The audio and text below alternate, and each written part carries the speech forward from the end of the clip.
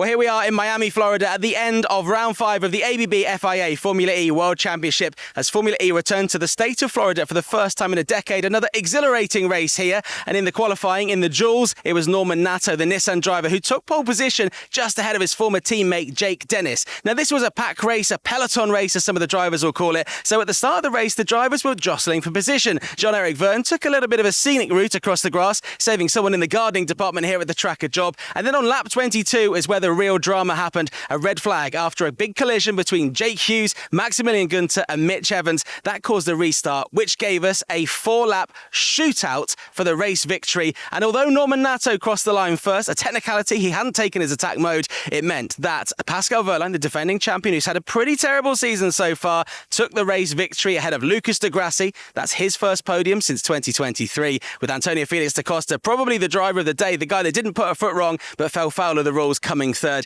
He was absolutely dejected when I spoke to him after the race. We're a very, very strong weekend. We were second in both free practices. We qualified third and we executed the perfect race. We were up on energy on everybody by quite a bit.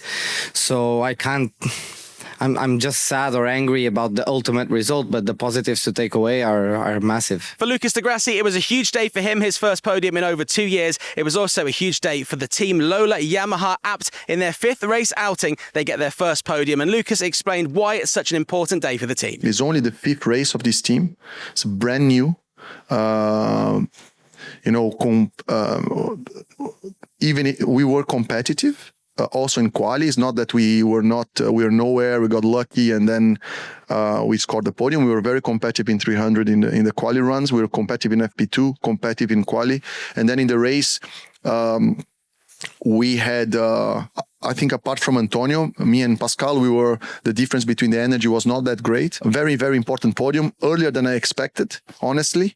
But also the performance this weekend has been good. So I'm very confident that we can improve even more for the next races. And after a tricky start to his season, TAG Heuer Porsche driver, the winner Pascal Wehrlein, explained why it was important for him to get maximum points here in Miami this weekend. Yeah, it feels great, even though it was a bit of a lucky win.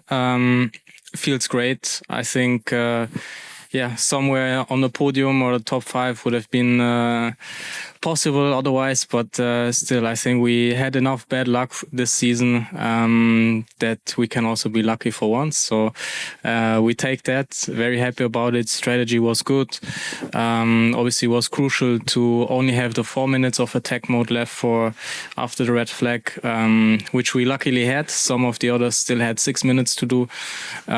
So yeah, that saved us, and yeah, we go from here. Hopefully our season kicks off now. So despite a race that didn't look like it was going to have it all, it kind of had pretty much everything. Lots of penalties involved, lots of people falling foul of the rules. That red flag really set things up for a 4-lap shootout, which was fascinating to see these cars going at full power around this Miami Speedway. Now, we're back in a couple of weeks' time for the Monaco doubleheader. That's right, the first ever time a single-seater championship has done 2 races back-to-back on consecutive days on the streets of Monte Carlo. You can listen back to this race on talkSPORT 2 throughout this week and join us in a few weekends' time, the first weekend of May, as always, for the Monaco E-Prix.